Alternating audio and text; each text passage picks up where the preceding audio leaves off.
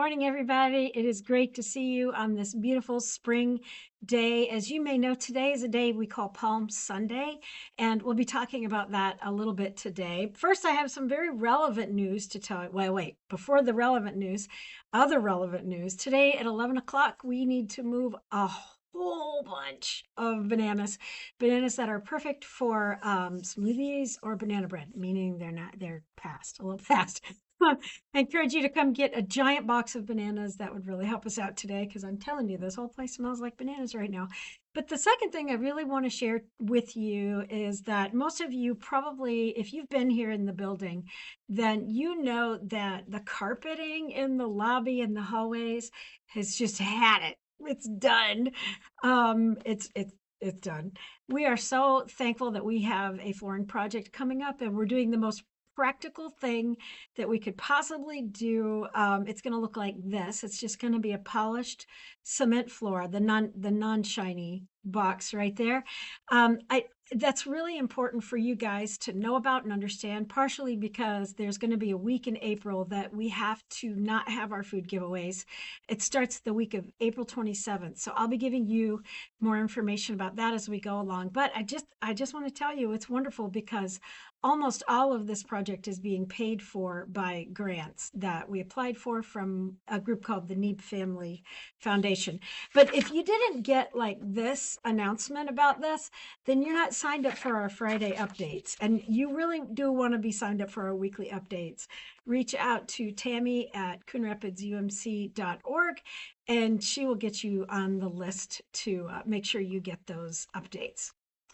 I want to talk about all of this today because that's actually relevant, partially because for weeks now, I've been thinking about everything going on in our world and how the tides are turning in terms of the church and how the church is perceived. Yeah, Mary, how the church is perceived in the world and what's been happening. I could talk about a lot of things today. And if you follow me personally on social media, you probably know where my heart lies on many of these things. I'm heartbroken over this war in Iran and all the death and destruction that's occurring and the way it's being framed and used.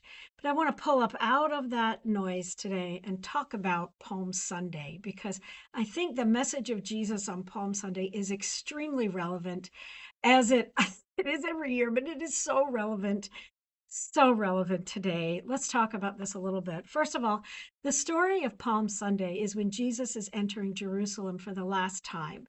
And this story shows up in all four of the Gospels, which this is rare for something to show up in all four of the Gospels. And it's almost identical in all four. There are some variances, but it's pretty much the same. It's Matthew 21, Mark 11, Luke 19, John 12. It shows up. But I'm going to look at the Matthew 21 version of it here with you today. Thank you, Michael. There's all four of them. If you click on that link, you'll see all four of the Palm Sunday stories. Okay. Here's how it goes. When they had come near Jerusalem and had reached Bethphage at the Mount of Olives, Jesus sent two disciples, saying to them, "Go into the village ahead of you, and immediately you will find a donkey tied and a colt with her. Untie them and bring them to me. If anyone says anything to you, just say this: 'The Lord needs them,' and he will send them immediately." This took place to fulfill what had been spoken through the prophet. And here's what had been spoken from Zechariah 9:9. "Tell the daughter of Zion, look, your king is coming to you, humble and mounted on a donkey, and on a colt, the foal of a donkey." So the disciples went and did just as Jesus had directed them. They brought the donkey and the colt, and they put their cloaks on them, and he sat on them. A very large crowd spread their cloaks on the road, and others cut branches from the trees. Did any of you go to very large crowds yesterday? We did. It was awesome. Spread the branches on the road, the branches from the trees, the palm branches we talk about. The crowds that went ahead of him and that followed were shouting, "Hosanna to the Son of David! Blessed is the one who comes in the name of the Lord! Hosanna in the highest heaven!" When he entered Jerusalem, the whole city was in turmoil, asking, "Who is this?" The crowds were saying, "This is the prophet Jesus from Nazareth in Galilee. Note they use the word prophet there, okay? There's so much I could talk about in just this passage today, but there's just one element of it that has been really standing out to me lately. I've been thinking about this so much, and it is so relevant to the way Jesus is represented in our world right now, okay? So I've been thinking about this in terms of a very certain word. Let me explain. Last month, Eric and I had a chance to go to Ecuador. And in our time there, we hung out with this lady. Her name's Kathy Ray, and she is building her own ecotourism guide business there. And if you ever go to Ecuador, you need to reach out to me if you're in the Quito area, anywhere around there, because I would love to connect you with Kathy. I think she's awesome. I want to promote her business because she's a woman trying to do something that women are not supposed to do in Ecuador. And way to go, Kathy. Anyway, we had a great 2 days with Kathy, 2.5, really, sort of. But one of the things, of the many things we talked about everything. I mean, she is very knowledgeable about not only the what's the word I'm looking for? The environment, everything regarding that. She's also very knowledgeable about politics, about finance, all kinds of things. Very, very smart lady. Okay. One of the things we talked about, among many things, was safety. How does it happen here in Ecuador? And are things safe for people like us as tourists? Of course, we talked about the global economy and politics and everything else too. But the safety issue came up, and she used a specific word to talk about how we could be safe in Quito. And she said, just be cautious, do not look fancy. Now, Fancy has stuck with me, not just because we have a dog here at the church named Fancy, who, if you have not met, you need to come by during the week sometime and meet Miss Fancy. Tammy thinks that Fancy is her dog, but she's actually all of ours. Sorry, Tammy, you probably we're aware of that. Anyway, Fancy is our favorite buddy here at the church. That's not what I'm talking about. I'm talking about this word fancy. Now, in Quito, Ecuador, having wedding rings like the ones on my finger, they make me look fancy. Actually, only wore one ring, very small ring, when I was there. Things like expensive purses, cell phones, um, the hairdos, the whole thing. Think of all the things that make someone look fancy. Well, if you want to be safe in some of these areas around the world where theft is very common, don't look fancy because you don't look like you have a lot. Here's the cool thing about this regarding Jesus entering Jerusalem on a donkey.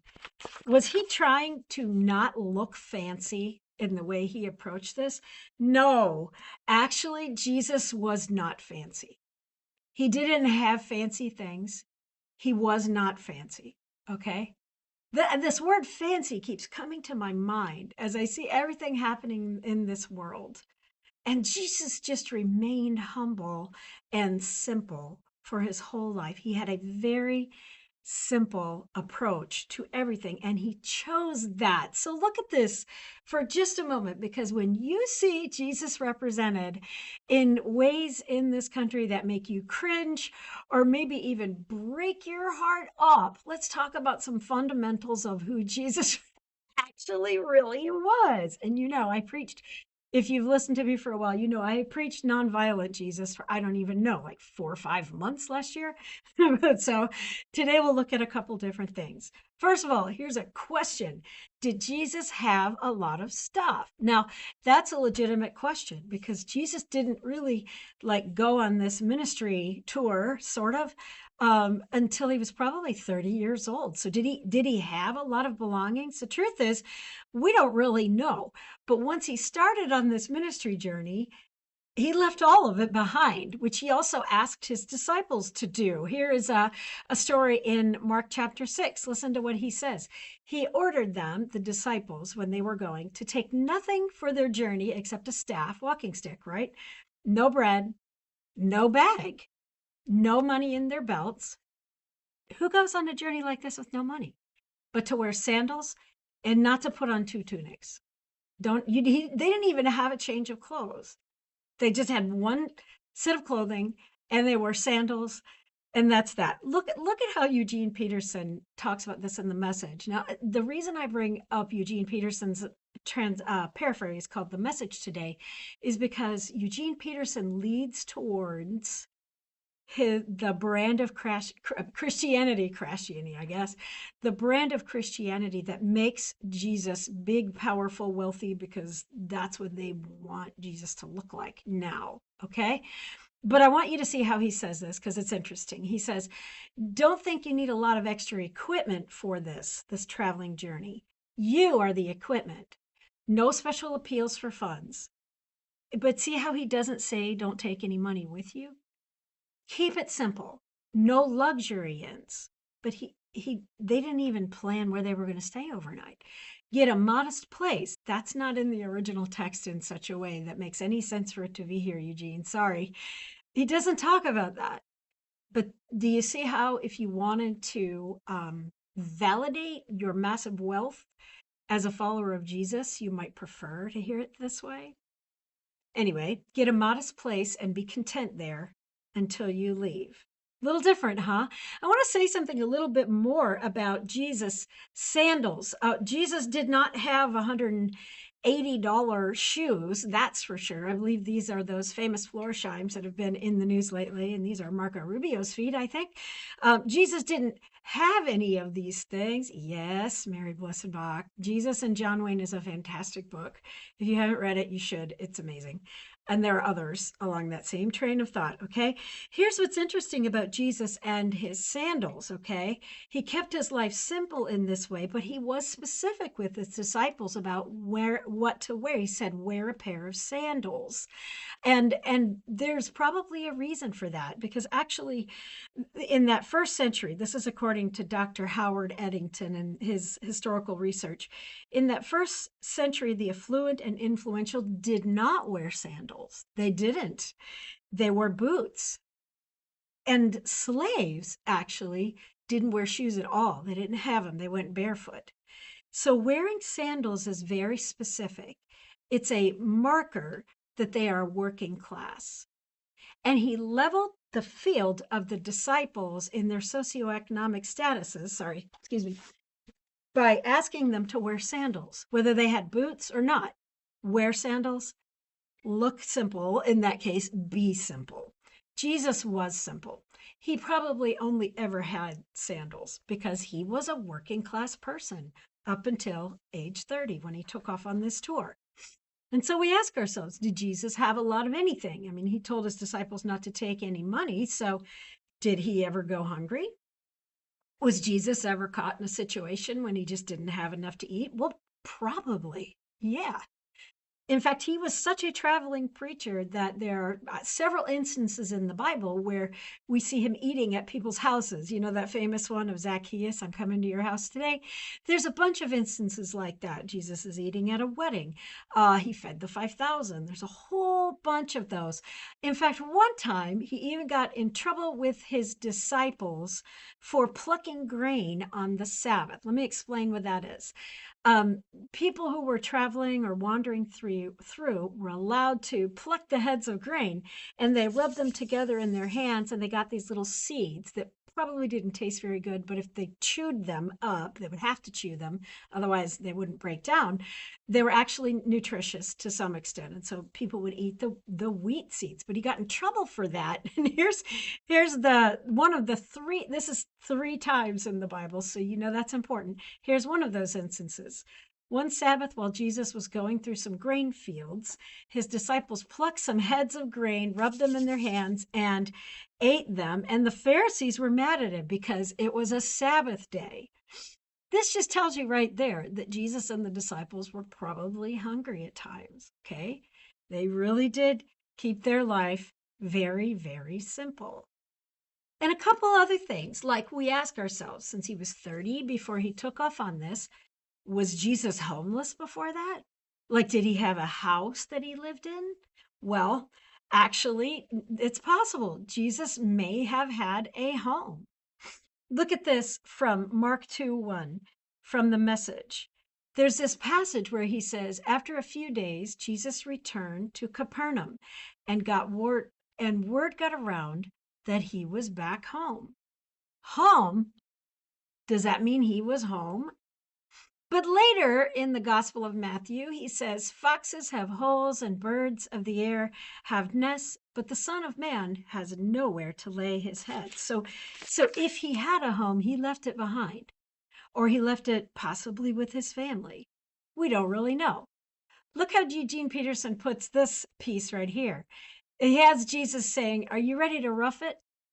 We're not staying in the best inns, you know, which again is an interesting turn because they didn't stay in any inns as far as we know. We actually don't know where they slept most nights. They might have just slept outside. Eugene Peterson's leaning towards that prosperous Jesus now might have framed it a little bit differently to make us feel better about our wealth. Do you see what I'm saying? Anyway, there's more questions about this. Jesus obviously had influence and power. We don't think he ever owned a home anything like this. If he did own a home, it was a very simple place to live because he was a working class guy and a Jewish man, working class, lower on the hierarchy for sure. But then there are other questions about Jesus. I mean, he was a prominent leader, so when did he build his church? Well, Jesus never built a church. You'd be surprised how often I talk with people who don't know that. Jesus never built a church. You say, well, sure he did. That's how we got here. No, that's not what happened. Listen carefully. Did Jesus ever build a church? Well, there's this famous scripture in Matthew 16:18 that talks about this just a little bit. He's speaking to the disciples and he says, I tell you, you are Peter. Peter was one of the disciples. And on this rock, I will build my church, and the gates of Hades will not prevail against it. Was he talking about a literal church building there?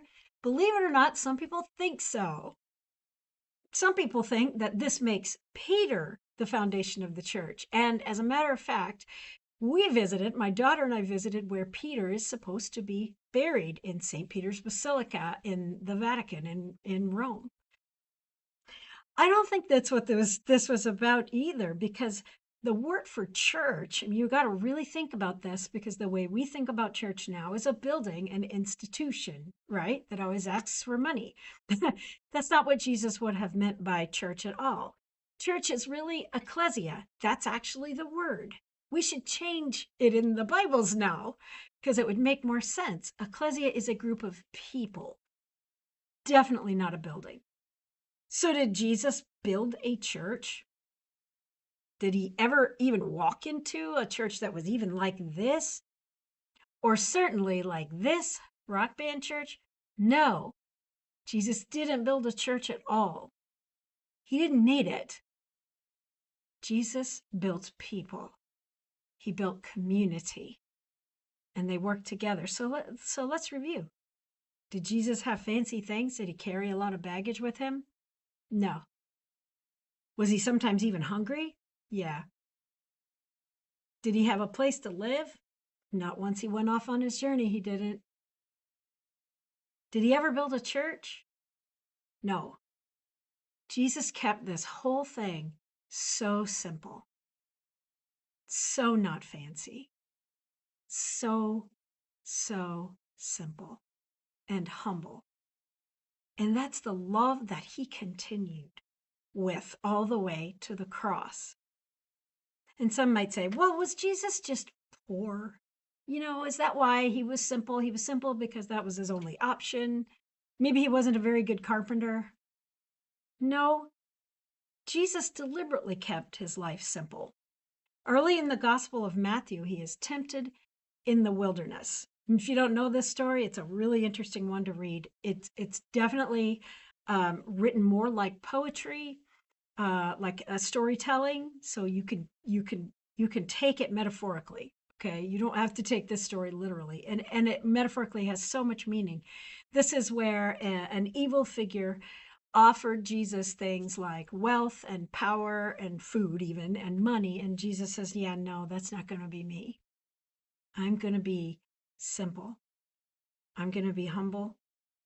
I'm not going to be fancy. He didn't want it. He didn't want any of that. He entered into Jerusalem on Palm Sunday on a donkey and they put leaves on the ground. And that was perfect. That suited him exactly. In fact, it might have been a little bit extravagant for him, even. That's exactly who he was. He didn't show up with a motorcade like Pontius Pilate would have across the city on the same day. And he did not show up with armies or with weaponry. He was never violent. He did not show up like that at all. Nope. He showed up on a donkey. He kept it simple. I want to talk about this again for a minute because there are many churches that would have torn out this carpet and had a funding campaign to replace it with new and better carpet a long time ago. This is that carpet in our lobby. I have myself caused it to ruffle and bubble by moving pallets, okay? But this church decided a long time ago now, really 5 years ago, that loving our neighbor and building a community, an ecclesia, was more important than keeping our building perfect and beautiful. And even if we had the resources to replace this carpet with carpet, which we don't, we're always just barely paying the bills here. It's true, just barely, and sometimes not quite, okay? We're just making it all the time. But even if we had the money to replace this flooring, I'm confident that this church wouldn't do it. Because our goal is to love our neighbor. And that's not even this carpet is not even an effective way for us to have a building now. Because we move carts and we move food and blueberries and eggs and drippy strawberries. This is a place where we just want efficiency, sensibility. We're keeping it simple on purpose because we really believe Jesus. When Jesus says he's building a people, when Jesus says keep it simple. Look at this scripture, Matthew 18. You'll recognize it. For where 2 or 3 are gathered in my name, I am there among them. So do we even need carpet? No. A long time ago, this church gave up arguing about decor. Thank heavens. I'm wondering in your life, how could you keep it more simple? I think we're entering a season and a time in which things have changed for the church. Things have changed in our lives in general, not just for the church, but the church is just not seeing the same level of giving and donation as it did perhaps back in the 50s and 60s or even 80s, when socially you had to be a part of a church to get along in the community, right? People had to be church members, right? Or a part of some Christian religion. Things are changed now. Most people who have extra to give to all kinds of organizations, not just churches anymore. There's plenty of studies to prove this. People tend to give to organizations that do things that matter to them in their community, that have a change, that make changes that are effective for making the world a better place. And so when churches start worrying about things like their carpeting, they're missing the whole point.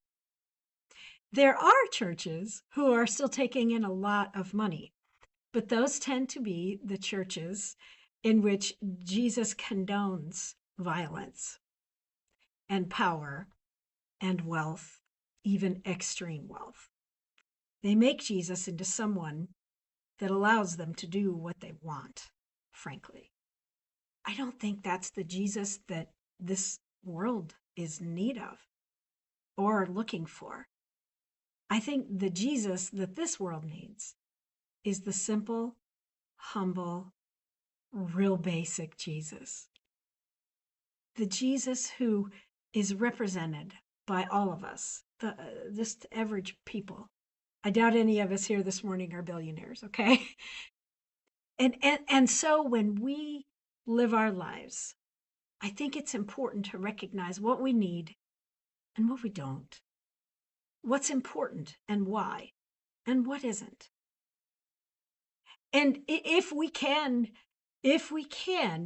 pay our bills and we have extra, be very discerning about what you do with it, who you give it to, what you spend it on, how you save it. There's nothing wrong with saving. That's part of what helps us when surprises come around. They do.